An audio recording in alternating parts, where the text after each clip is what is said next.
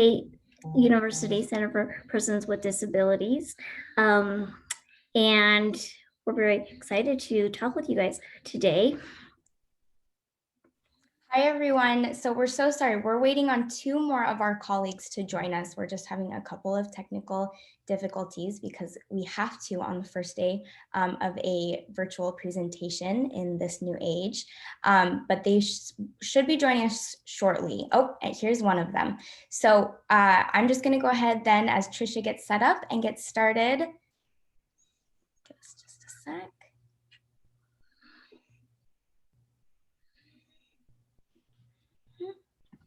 I'm here. I think we should go ahead and get started. And if Lisa's able to join us, we will have her introduce herself when she gets started.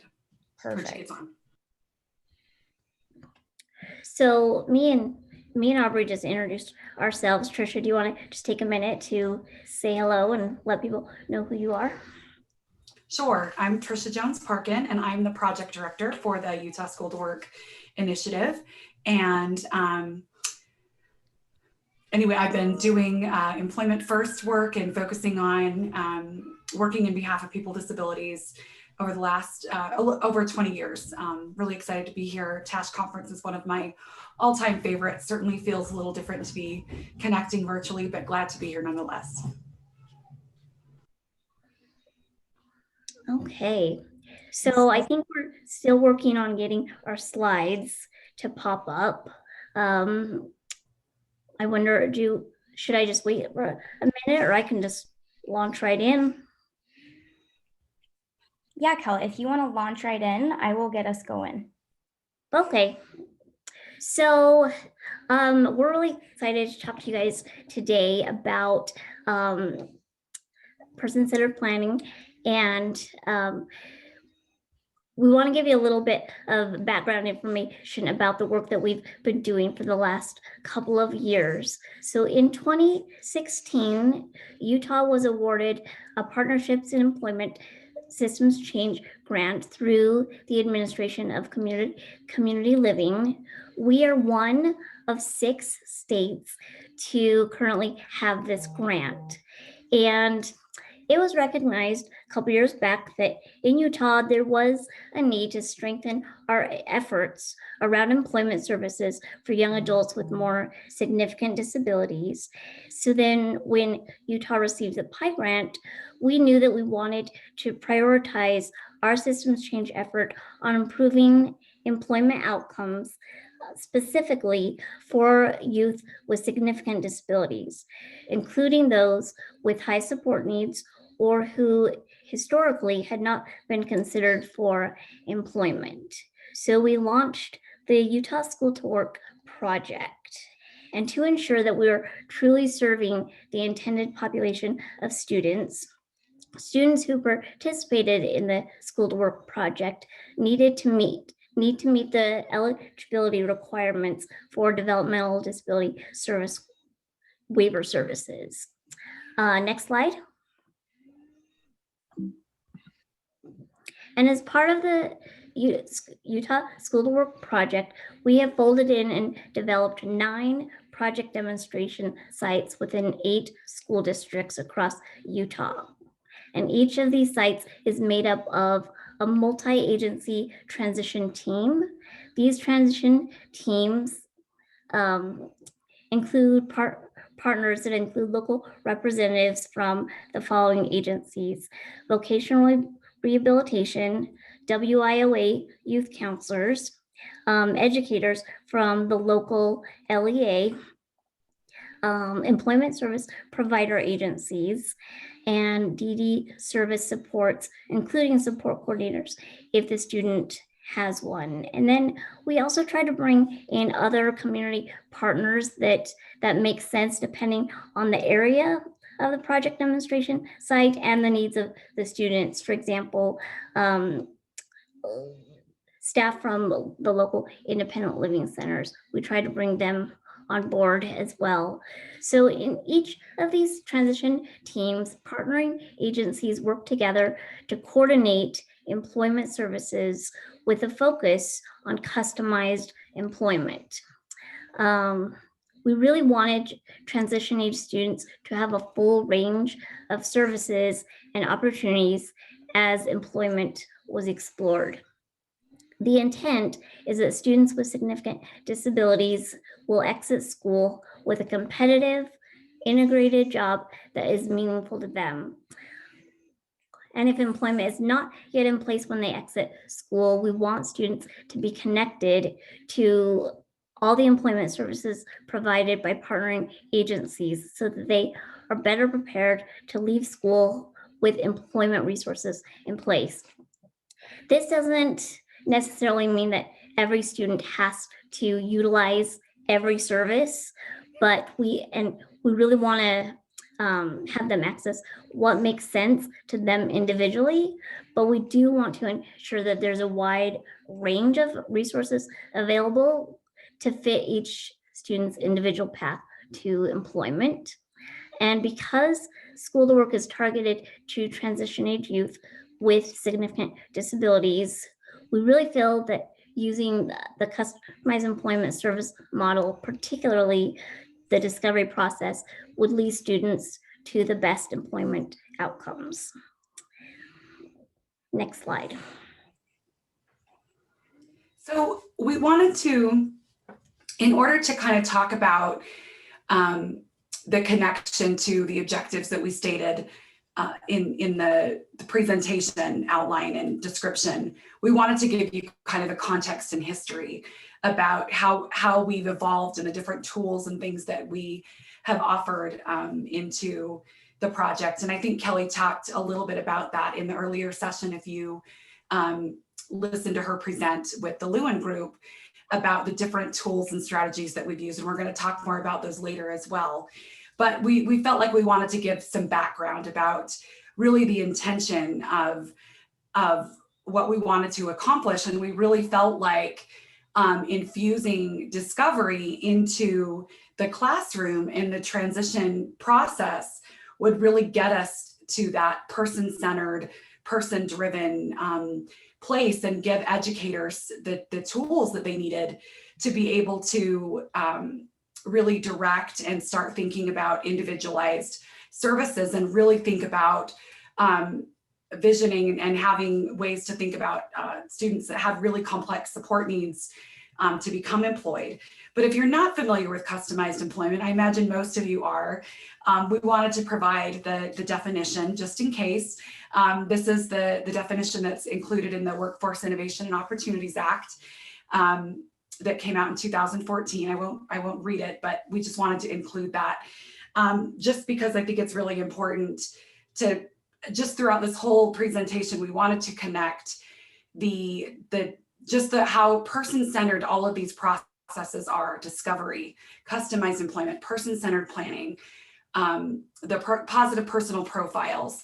And really, I think and we're going to talk about those takeaways, but that in terms of working with students, and I think anybody, that person-centered, one person at a time approach is really the way that that we're going to get to people in a meaningful way. So I'm going to talk a little bit more about discovery. Next slide. And kind of the elements of customized employment. So really, the crux of customized employment is the discovery process. And it's that critical first step of customized employment. It really guides the job seeker through a process of finding out who they are, what they want to do, and what they have to offer. It begins with the individual, most ideally in their home. That can be a little challenging right now with COVID, as we all know. Interviewing others who know the person best, doing familiar task-based activities at home, in the community, and places and interests. And then once you're really kind of understanding who they are and where they're at their best in their comfortable environments, you move into places that are a little more unfamiliar. And you're looking at task-based activities that are based on those interests that you kind of uncovered in those earlier activities. And you're learning more and more. And those then guide you to doing some informational interviews and talking to others who have some of those similar interests and getting advice about how other people got started in their career. And it's one of the beautiful things that we felt like would be such a great process for educators, because they are guiding students during that transition period to be looking at careers. And so we thought those informational interviews and the discovery process would be such a good natural fit to infuse into that system. And we're going to talk more about, what some of those challenges were. But really, the whole intent of discovery is a really good way to get in and get your hands dirty and really figure out who this person is, where they're at their best, and uncovering what those ideal conditions of employment might be, what vocational themes might exist, and that's going to drive the job development, not specifically job descriptions, but broader themes. And then also, where are the businesses in the community that it makes sense to go and speak with? So drawing from some of those informational interviews, and then maybe going back if you had some good connections with people and getting further advice or asking who else they should talk to. We just wanted to give a little bit of more background and detail and how all of these pieces connect. And as we go along in this presentation, why we kind of had to step back a little bit and fill in some of the gaps, because what we understood was as we started working with these schools is where our vision was and where we needed people to be was not quite where they were. So Aubrey's going to go ahead and keep going. Next slide. There we go. Have to unmute myself. So Tricia talked a lot about what discovery is and how we wanted to bring it into the classroom. And one of the ways that we kind of envisioned this happening was bringing discovery in as an alternative to a typical transition assessment. And we wanted to do that because we felt like the outcomes of these got at a lot of the same things.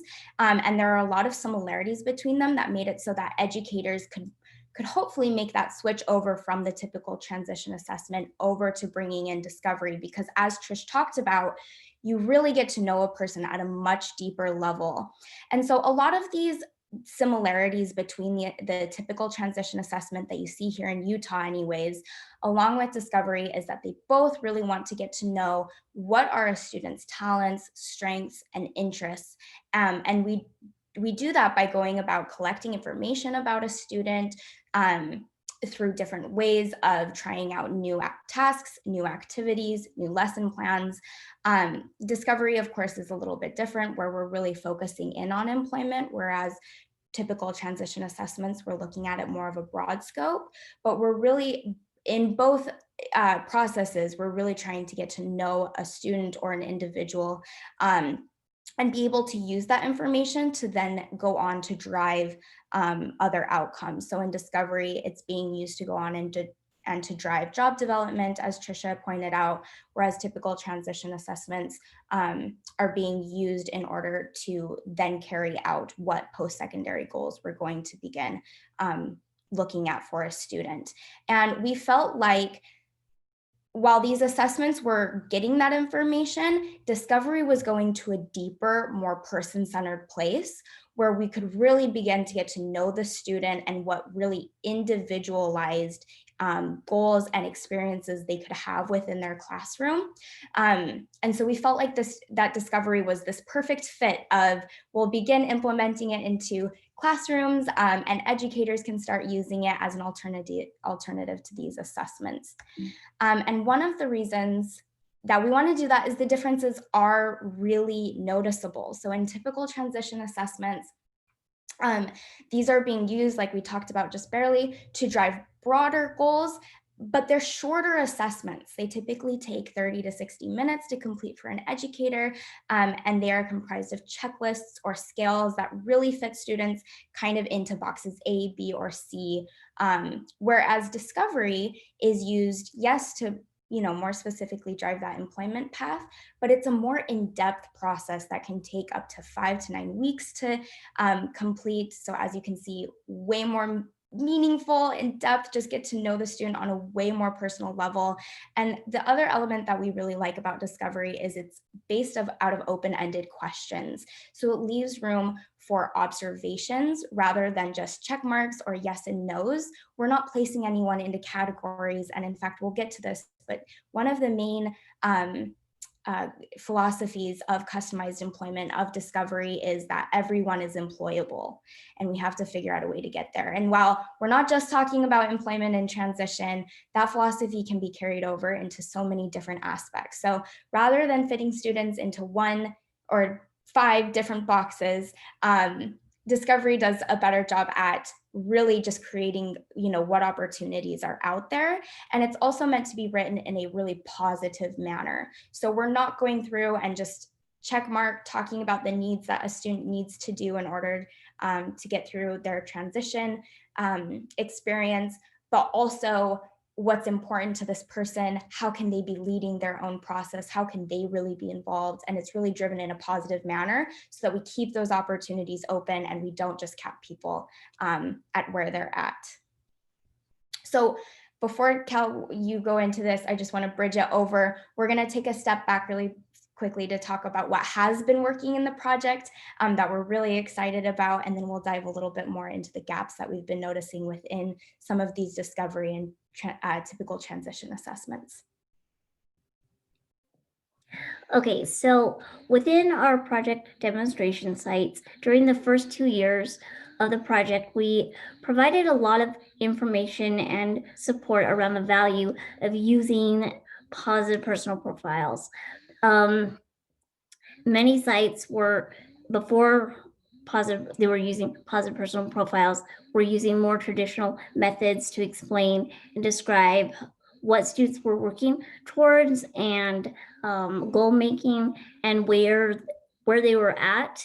And sometimes those methods were not always positive. And so we really felt there's a lot of value in implementing positive personal profiles, where through that tool you can instead begin to think about sharing information in a way that is positive and forward thinking, and it really allows students to take the lead throughout the creation of the positive personal profiles.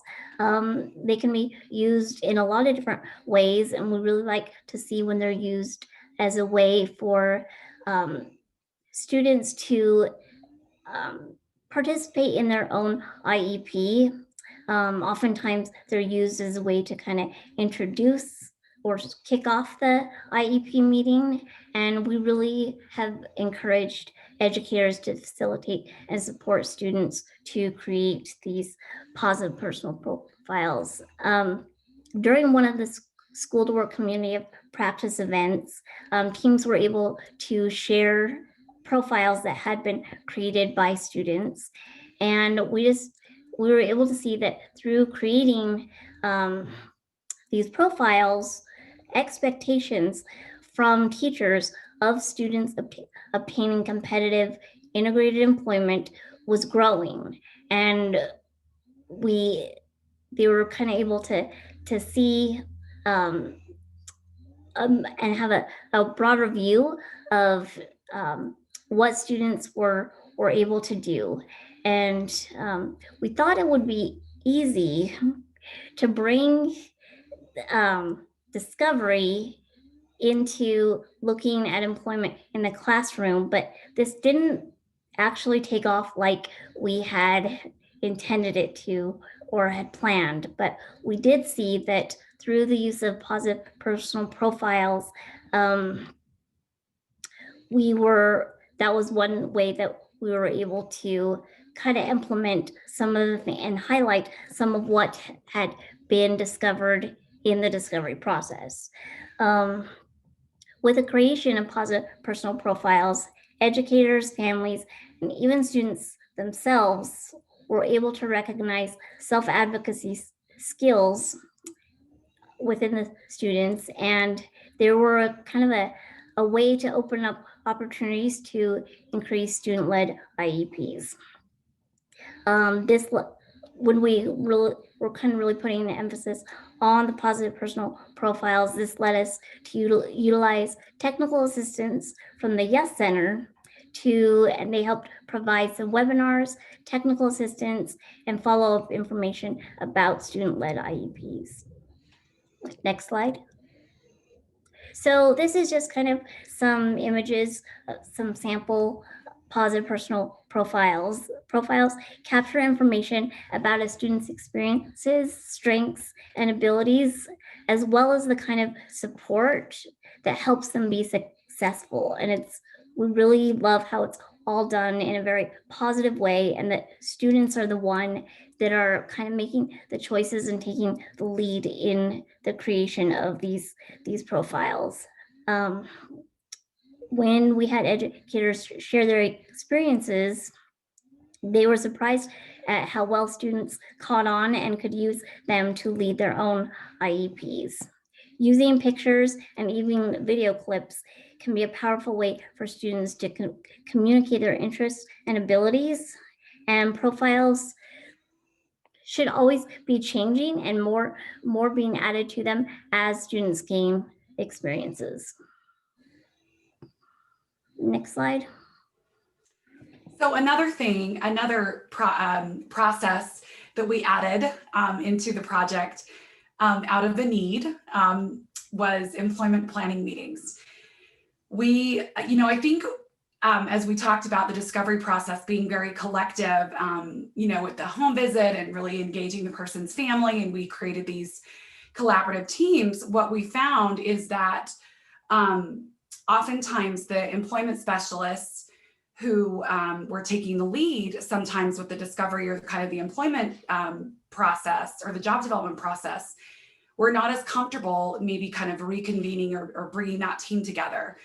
And so they were maybe working in isolation or they were getting stuck. And so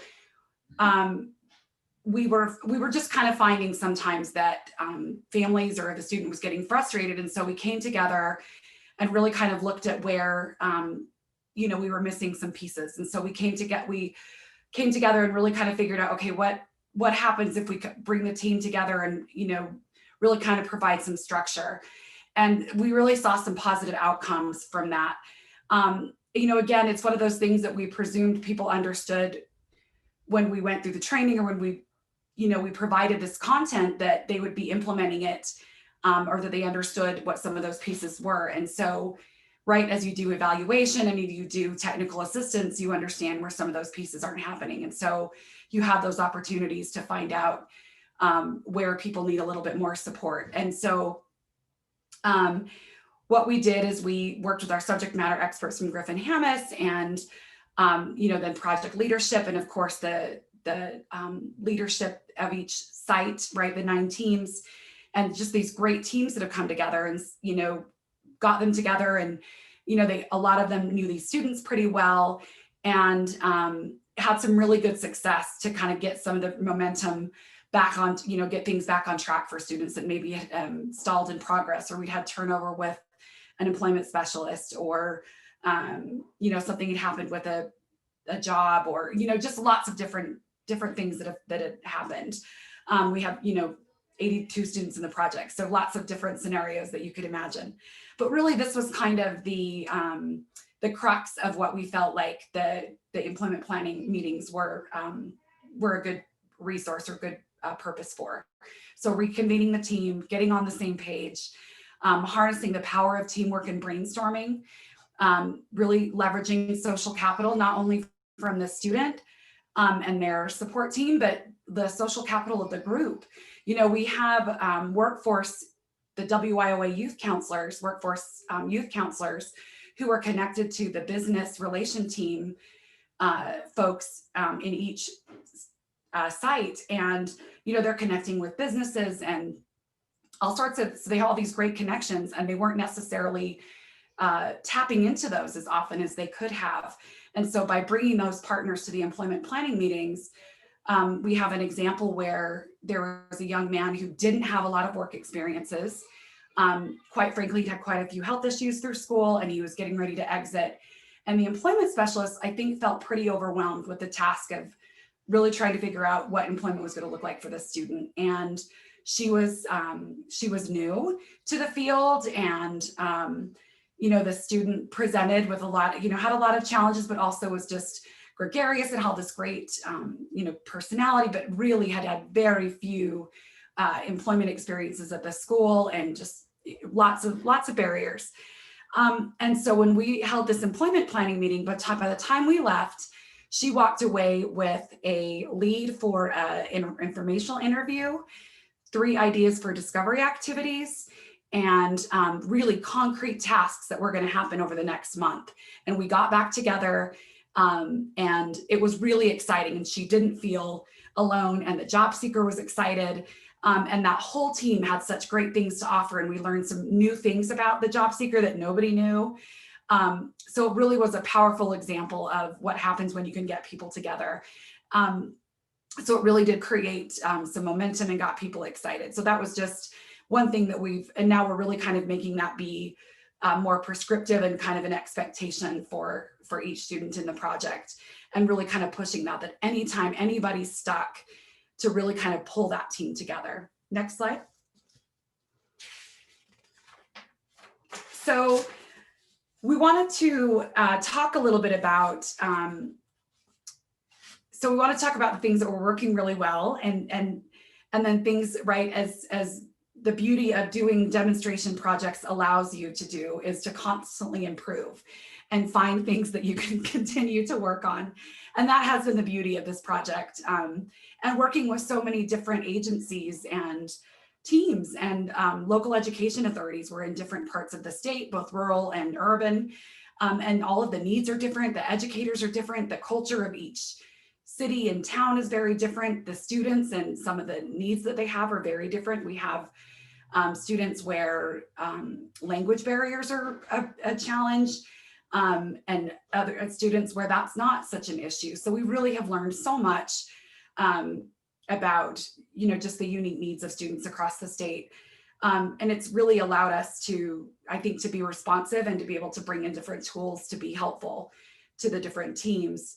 But what we really started understanding was that there were so many pieces that were not, so many of the silos that we were not breaking down. Even though we had these great collaborative teams, there were still some pretty big pieces that were not getting broke down. So we also realized that though we wanted discovery to happen, we just really were not seeing that a lot of it being implemented at the level that we wanted to in the school. So I think Aubrey, we're talking about this one together, if I'm correct. Are we not? I'm losing my train of thought, so I'm definitely pulling you in on this one.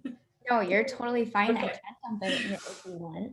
So, yeah, we wanted to bring discovery into the project. And like we talked about earlier, we felt like it would fit really well as this neat package of a transition assessment that wasn't your typical transition assessment. We could dig in deeper.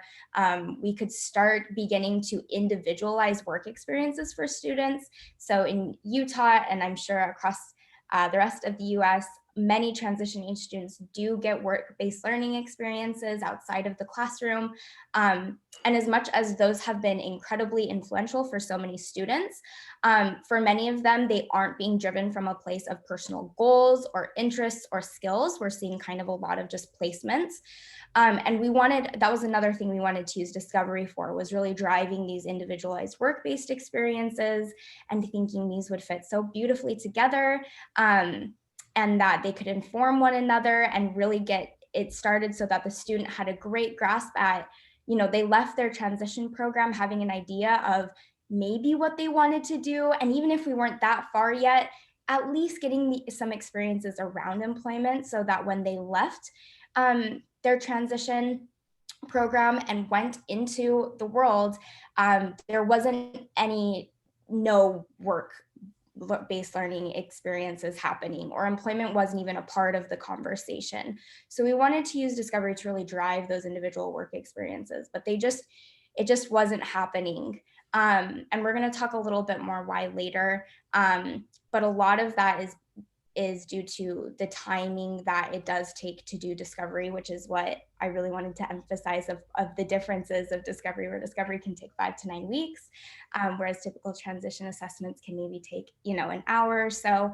But we really felt like this would be a great way to start really building up those employment experiences within the project.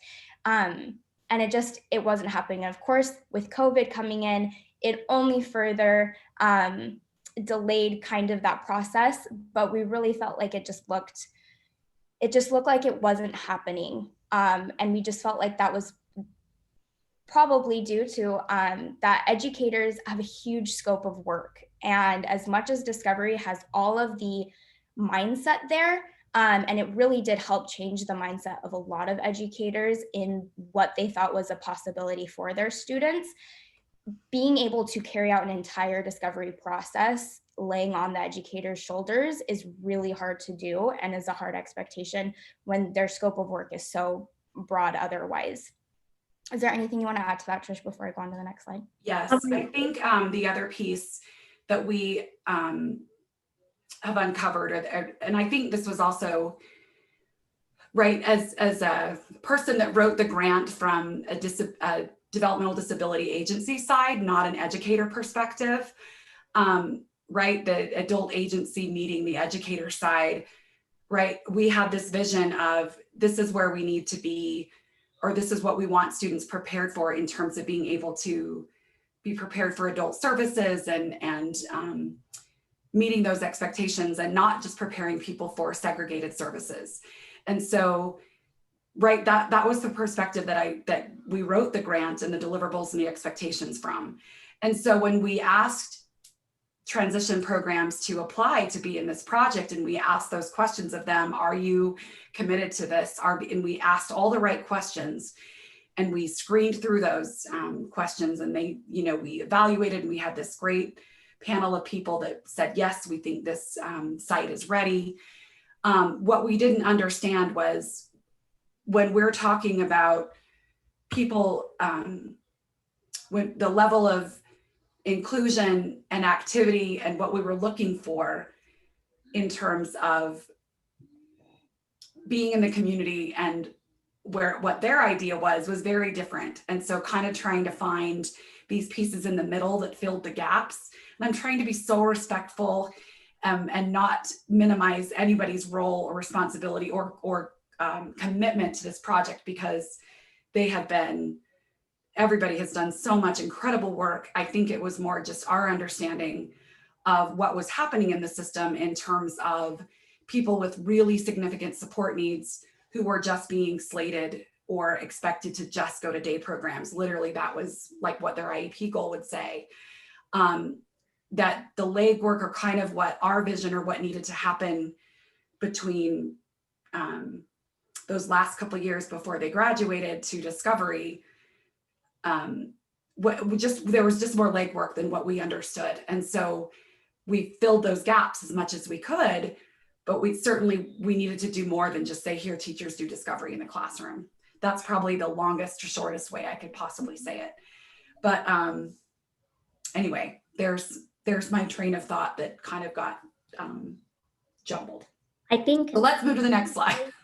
I think we really saw that there was just such a broad, just really varied levels of expectation. When we started talking about expectation,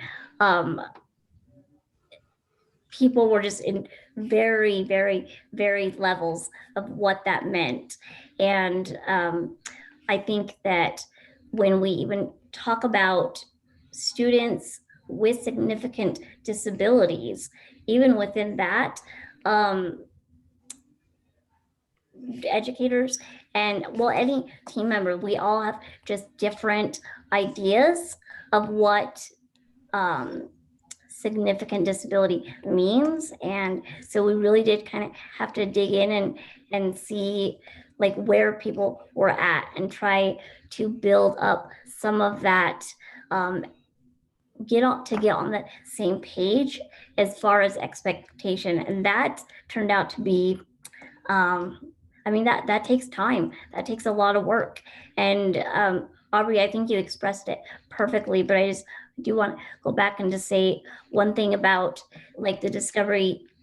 We really felt that there was value in training multiple partners in Discovery and customized employment.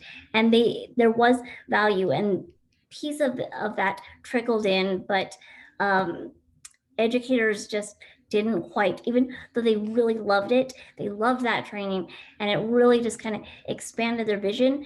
It was hard when the rubber meets the road. It was hard for them to actually pull out and apply specific pieces of discovery into the work being done in the classroom and into work-based learning experiences, not because they didn't think it was valuable, but only because, like Aubrey said, they just have, you know, their capacity level was not, they weren't able to do that, but they really valued it. And I think many of them tried to because they saw the benefit and the value of it. It was just a little bit beyond their scope of work and the time that they had. Yeah, to add to that, we still have, we have continued to train educators. They've continued to commit to getting the customized employment acre certificate. We had 10 go through the course this summer.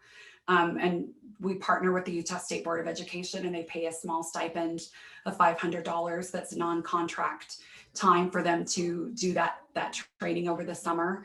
And they've all really enjoyed it. So I do think there's some of those values and principles that get applied. So I know there's value. It's just the vision that we had is very different than what's been applied, which, so yeah. So go next. Okay, so we've talked a lot about what kind of needs improvement, and really what we wanted to do was start looking at the IEP process, as well as those individual work-based learning experiences, and figure out what can we do to really enhance these and keep the same elements that we love about discovery and that we think are really important, but bring them to educators in a more accessible way. And one of the ways that we want to do that is through bringing Charting the Life course to the table. And I'm going to, in the next slide, go over what Charting the Life course is. I'm sure many of you are familiar with it, but for now, I just want to talk about really quickly, briefly, how we're going to kind of bridge this over. So we'd like to start bringing this framework of Charting the Life course in order to bring students and parents to the table in a more accessible way. So as we're going through the IEP, we want to include everyone in a way, not just of everyone's at the table, but that everyone is speaking the same language. So all of those acronyms that are thrown around and assessment words that are thrown around, we break those down and we start using language that is familiar to students, it's familiar to families, and it's familiar to educators. And it's done in a way that is not a checklist assessment, but done in a really person-centered way that's already been done with the student, done with the family, so that they know what they're expecting when they come to the IEP meeting.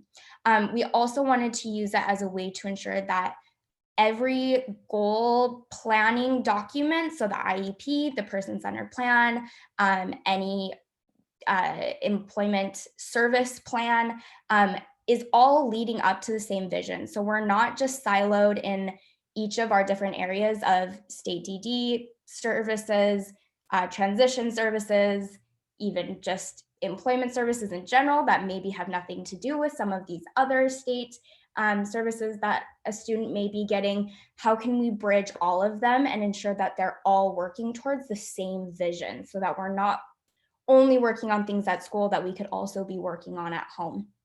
And then, like we talked about earlier, we really wanted to revamp this idea of individual work experiences and creating really individualized, person-centered employment goals. And we wanted to do that by starting conversations with students who had never really talked about employment yet. So we're looking to reach out to students who are new to transit, not only new to either transition, but even further back than that.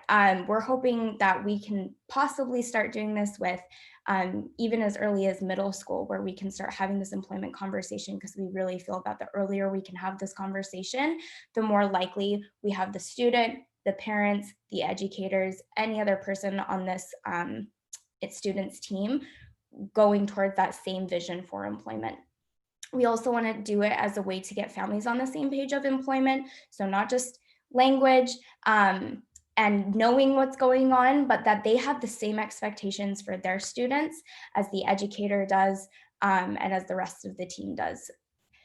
We also want to use that as a way to explore what past experiences can really drive current and future goals. And we'll go over a little bit more how Charting the Life course is going to do that in the next slide, as well as exploring other domains, which I will explain what those are in just a moment, as well as what other supports and relationships a student has that could drive the employment process that maybe we weren't thinking of before. So when I say Charting the Life course is a person-centered planning framework that the University of Missouri-Kansas City developed in collaboration with families and self-advocates. And they really have the philosophy that we love, and that's that everyone, they believe that everyone has the right to live, love, work, play, and pursue their own aspirations within their community that they're in. And we love this because it brings in so much of those elements of discovery of that the opportunities are endless. We don't cap a person, and that we really want to ensure that we are looking at where a person is and where they've been, but that we are always looking forward to the next step and the next goal in life that a person has. And a way that we do that is through using life domains and life stages. So you'll see on the right-hand part of the slide, we have life domains and life stages.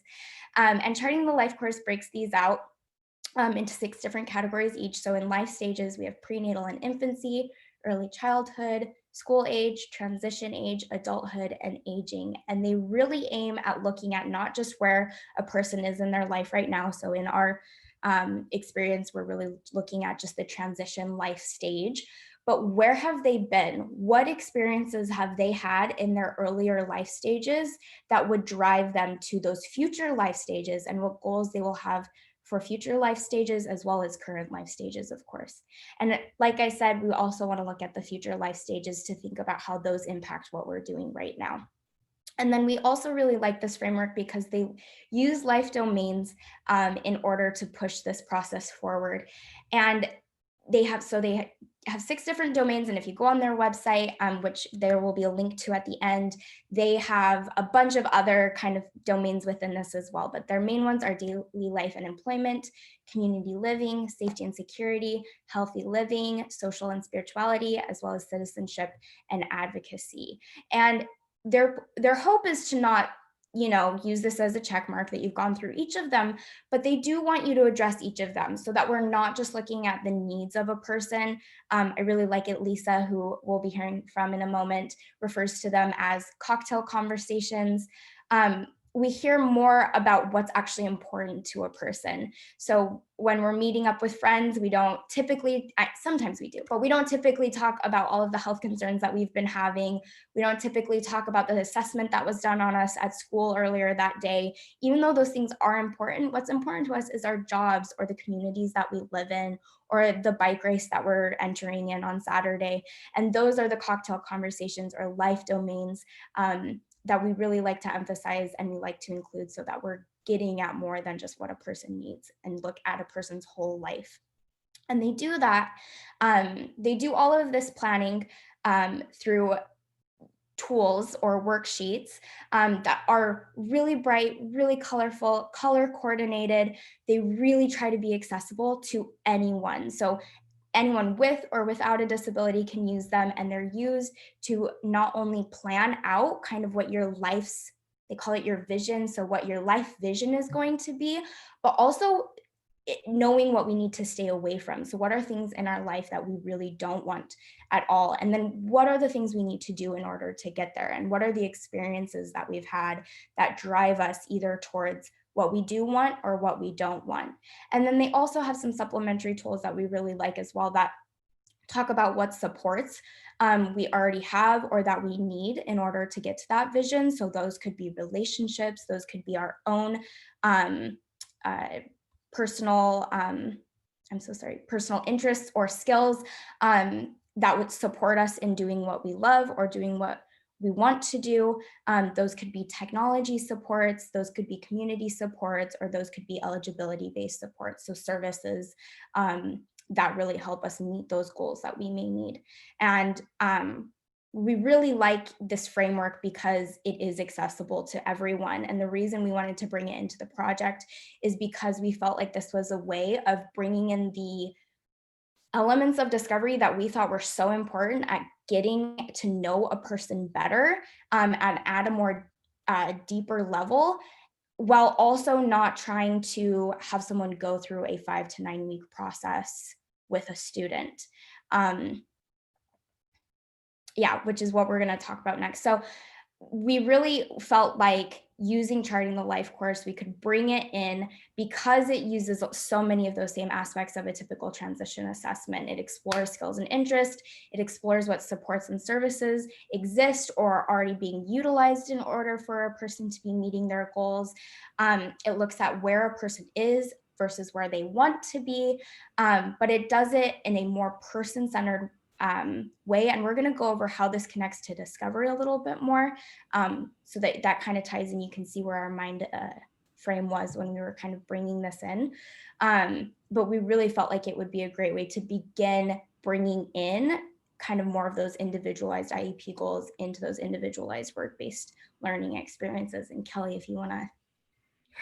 I think you expressed it really good. I would just add that there's just the Charting the Life course tools capture so much information about an individual, information about who they are, where they're at right now, and they can even help a person discover where they would like to go if they don't already know that. And the tools, like Aubrey said, they help identify skills, interests, supports that already exist in a person's life, as well as skills, interests, and supports that need to be built upon or developed further. And we thought that there was such a great connection, and this information really should be used to inform and considered closely when developing or reviewing IEP goals.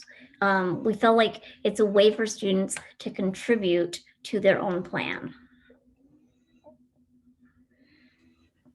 So we wanted to really quickly talk to you about connecting the two of these and why we felt like Charting the Life course was kind of a good jump from discovery. And that's because they do include so many of the same principles and philosophies. So they both presume that the person is capable and able to participate and have a meaningful role within their community.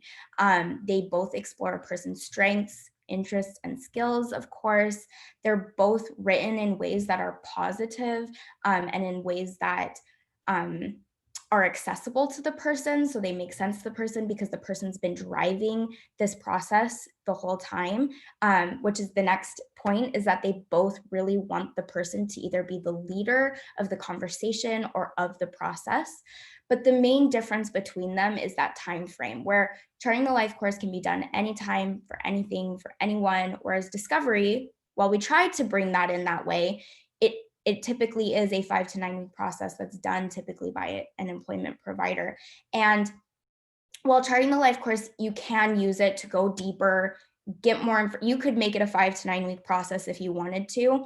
It is used really well as kind of a more broad tool that you can dig a little bit deeper at, especially, we're thinking in the lens of employment. So if we want to explore employment a little bit deeper, they have tools that you can either use broadly or really specifically. So if we're looking at employment, we can use those tools just specifically with the lens of employment, but it does not take over the need or all of the great and insightful things that discovery brings to the table as well. So as much as Charting the Life course is this great accessible tool that we can get really deep into getting to know a person, discovery is an extremely in-depth perspective of employment. And while a lot of what we discover within the discovery process can be used more broadly,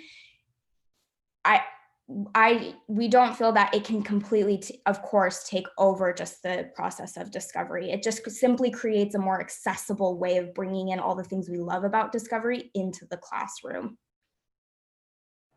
Trish, do you have anything? I do. So I think another piece that a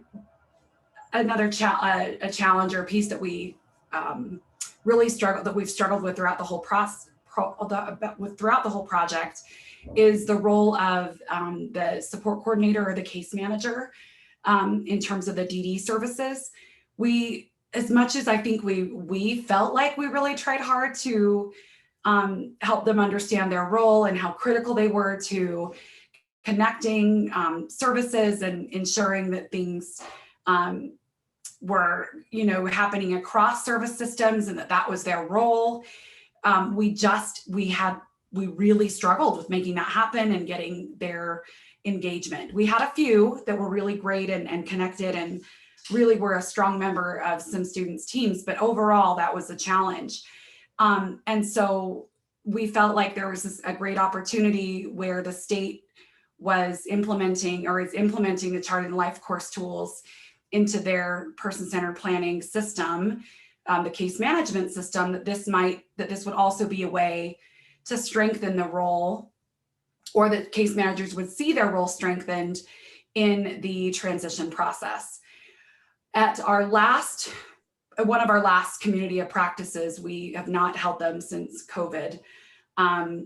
We asked all of the transition leaders in the room, I think we had probably 50 people at that last community of practice, and at least half of them being educators, if they had ever participated in one of their students' person-centered planning meetings, and not one of them raised their hand.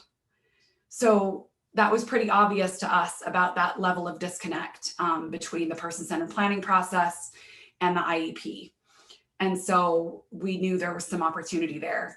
And so we felt like this was a way to potentially strengthen that relationship, and also where there's some really great tools about exploring employment in the Charting Life course tools, that would also hopefully have that case manager be a little bit more positive, or hopefully a stronger team member when it did come time to doing the discovery process as well.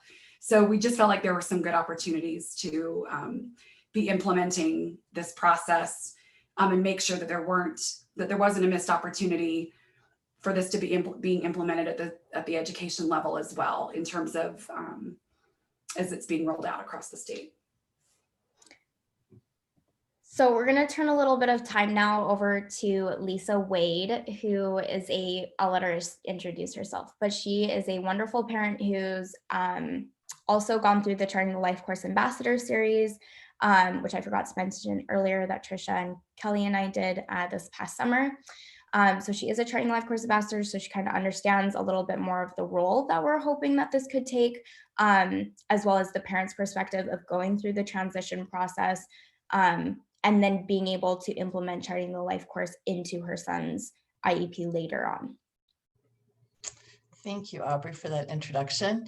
And yes, my perspective is rather unique on this topic because on behalf of my son, I have worked with educators and vocational rehabilitation and been involved in customized employment and discovery activities. I have helped participate in writing transition IEPs, and I am a Charting the Life course ambassador and I'm familiar with using those tools. So I have this broad background plus over 20 years of advocacy and just involvement in the disability world, thanks to my cute son that is pictured here on this slide. So in preparation for this, as I've been listening to the discussions about transition IEPs, I was curious about my son's transition IEPs because I'm sure he had them. I just am having a hard time remembering. And so I went back and looked at some of his high school and post-high school transition IEPs. And it seems like in high school, they were really focused more on his behavior, on his safety, and on some independence. And at that point, that was kind of where we were in life. It was a survival to get through the day. And while employment was a hope, I don't even know if I allowed it to be a dream. And I'm sure that his educators also had questions about his employability. But in his post-high school program, he was involved in some work-based learning and some other things and did have vocational goals. So I can see that my hope did get realized into actually dreaming about him having a job at some point. While he was in his post-high school program, we got involved with our state's DD agency and the state's Employment First initiative and the Easter Seals organization to do a customized employment pilot project. And through that, we became, we did a lot of discovery activities and learned a lot about my son's interests and about his abilities, his skills, and definitely his vocational themes. And we learned a lot about what would be the best situation for him to work in. Meanwhile, while this is going on at school, he's participating in some work-based learning activities. And I had asked them at school, as we were doing this customized employment project, if they would also do some discovery activities at school, because I know as part of their typical day, they are doing activities that would fit in the realm of discovery.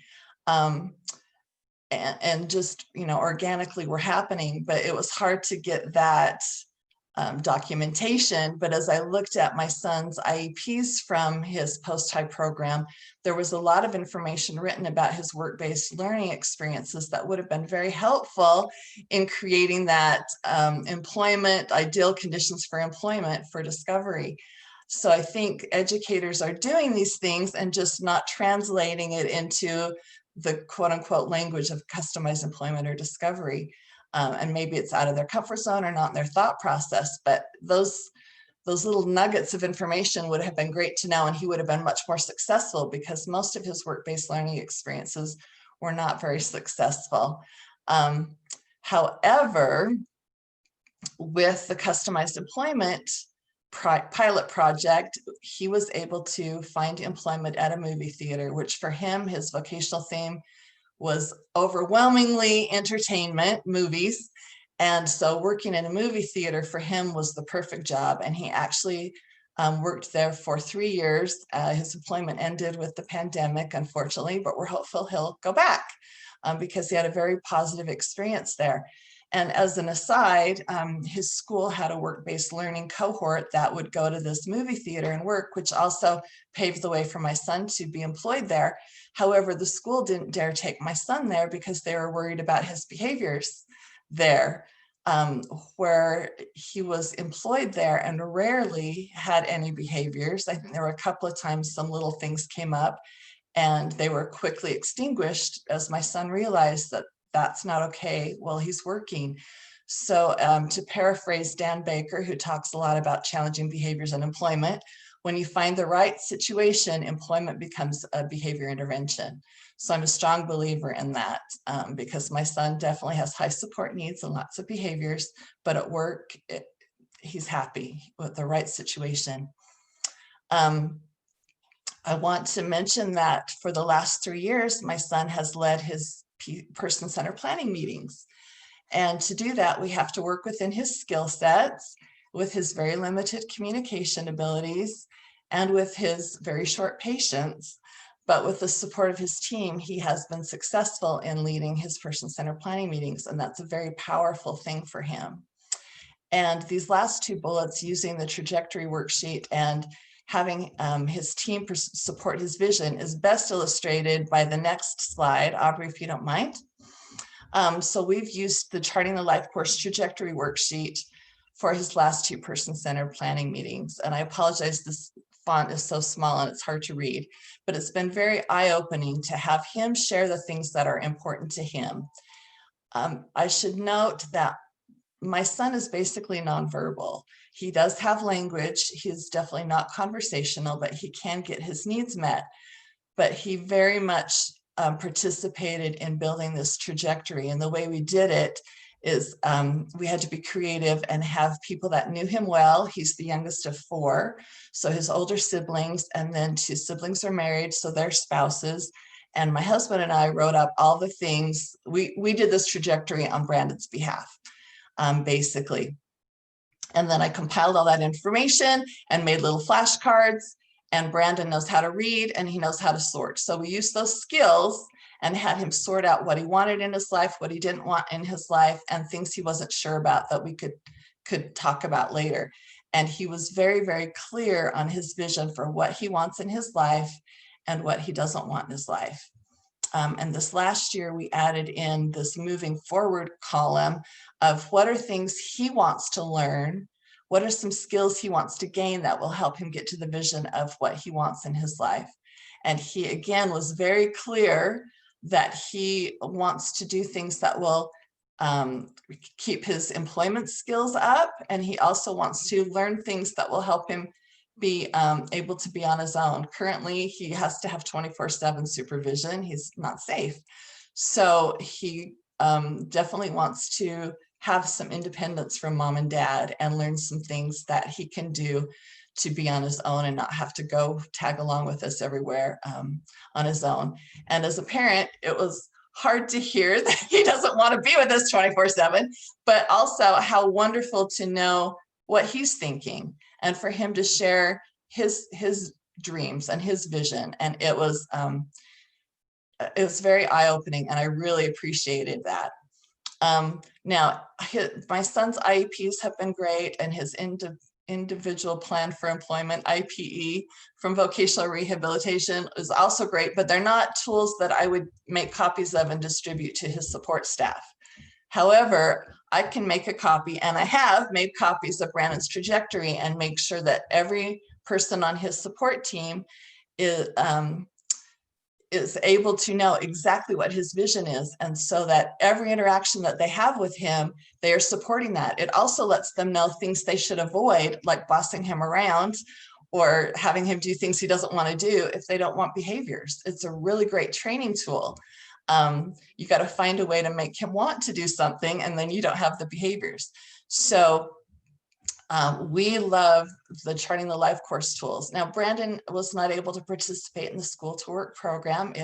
He had aged out by the time it came along, but I love the principles of the customized employment, and I love the use of the Charting the Life course tools, and these ladies have done a great job tying it all together. So that's just a little bit of our experience on how these principles can work in an individual's life to make a difference in their vision. Thank you, Lisa.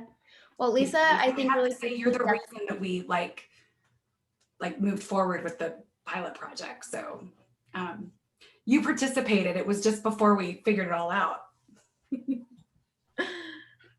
I think Lisa really beautifully demonstrated how these tools can be used for anyone and adapted in a way that fits any person's needs. So even though maybe Brandon's not able to or doesn't really want to go through and write down what his life's vision is, Lisa and her team figured out a way of how to bring all of these options from all of these people who know Brandon really well, and then still give him the option of going through and figuring out what works for him and what doesn't work for him. And I think that's just a really great way to demonstrate how we want to bring this into the IEP process in order to allow students to lead their own process in a really accessible way that is exciting, and that they know, right? These are, like you saw, I'll go back one.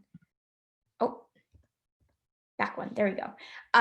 This is not, I wish we could go through and do a whole day of what Charting the Life course is, but this is just an example of what these tools look like. And you can see we've got big boxes with big text, and we've got colors, and we've got ways to be able to really just incorporate everyone into the process so that we're not just going through this black and white paper with a bunch of small check boxes on them in order to really inform a person's goal planning. So moving on, next steps, what we have done already and what we plan to do in order to implement Charting the Life course. We've already begun this and we want to continue doing it. It's hard because, of course, we have to do things virtually right now, but we have been working with individual students within our project to begin employment conversations earlier, or just to have more expanded employment conversations about experiences that they can have in and outside of the classroom. We're beginning to work with school district leaderships in order to incorporate a lot of Charting the Life courses framework into their IEP process, even as far back as their junior high.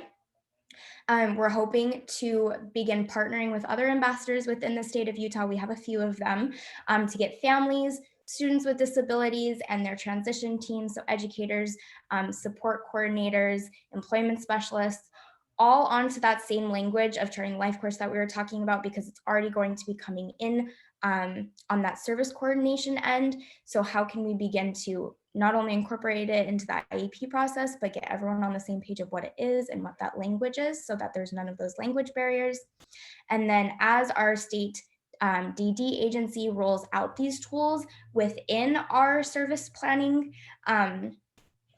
processes, we really want to ensure that we're including transition age youth and their families within these systems, so that they don't get lost and begin them once they start receiving services post high. Kelie or Trish, do you guys want to add anything before I go over just some examples and we wrap up? I don't. Okay. I think we're good. Okay, so I also wanted to give just a quick example before we wrap up of some students' tools that we've gone through already. So these are examples from 2 young adults that we've worked with. I'm going to start with the one on the far right, which I know is not in layout traditional form. But the one on the far right was done with, I'm sorry, the text is so small, but I just kind of wanted to give you an idea of what they look like. We completed this tool with a student who he has been talking about employment within his post-high program for the past few years now. He is roaring and ready to go. He is ready for a job as of yesterday. And he got what he really feels is his dream job back in, I believe it was February, at the Utah Fine Arts Museum, Museum of Natural History. And he, unfortunately, due to the pandemic, as well as some other things, we needed to take a pause. And then the pandemic hit, and all employment was completely on pause from there. So we kind of had to take a pause, and he understands, but he's like, I'm still ready to go to work. And so the employment specialist at the time, no longer his employment specialist due to, of course, staff turnover, which we see so often, was resorting back to some traditional employment placements. So they were thinking, well, how about a factory setting in order to keep this person safe? And just with COVID and with safety standards, so in order to keep this person safe and away from any health worries that we may have for this individual, but that we can get them at least working and ready to go. And while the student is ready to get to work, we went through this because we really wanted to re-emphasize what's important to this student and not fall back to traditional placements. So we went through and we really re-emphasized what's important to this student is the camaraderie that he gets from his employment experiences that he's had through his school. So he loves being able to make friends with new coworkers, spend time with them. One of his favorite work-based learning experiences was working at a bike shop. And he loved the work, and he was like, the work was great, it was fine, but what I really loved is that we listened to music while we were there and we conversed with each other as we worked. And he really enjoys that social aspect, which is why the museum was such a great fit, is that he loves the idea of working with the clients that come in and working with the kids that come in, and really educating people about what's around and what's going on. So we wanted to do that so we could really re-emphasize what's important to this student when we're looking at employment. And we also wanted to explore a little bit more about this worry of health concerns. And what we found is that this student knows how to use a mask, this student knows how to social distance. And while of course we have to take into account maybe some other people that are a part of this person's life, maybe we don't need to jump right into saying, yes, this person, is ready to go work at a grocery store right now with a bunch of people around, but we don't need to isolate this person either within a factory. And then the other worksheets, you'll see the life trajectory worksheet, as well as this nice little star that highlights supports that a person has in their life already. We use this on a young adult who employment had never even been a conversation for this person before. He had always been kind of listed in the unemployable category, and did a couple of job experiences within his school, but not really outside of his school. So he didn't really get any good work-based learning experiences or had employment talked about within his transition process. And so we went through this just with the idea of, where do we even begin? So let's just begin looking at, if we were to start looking at employment, what are some ideal conditions of employment? What type of people does this person like? What type of environments do they thrive the most in? What type do they absolutely not and that they don't want any part of? And what supports do we need to start looking at and building? So are there some communication things that we should be working on? Maybe there are some decision-making skills that we can begin working on so that we can at least start working towards that path of employment and at least, starting the conversation in general. So I wanted to include these just because I think it highlights really well just the diverse use as well, that we can use that at the beginning of a person's employment journey, but also at the end where they're like, I'm ready to work, let's go. And we just kind of really need to reemphasize this is what's important to this person so that we aren't just placing people in positions that don't work for them. All right, we can begin wrapping up now.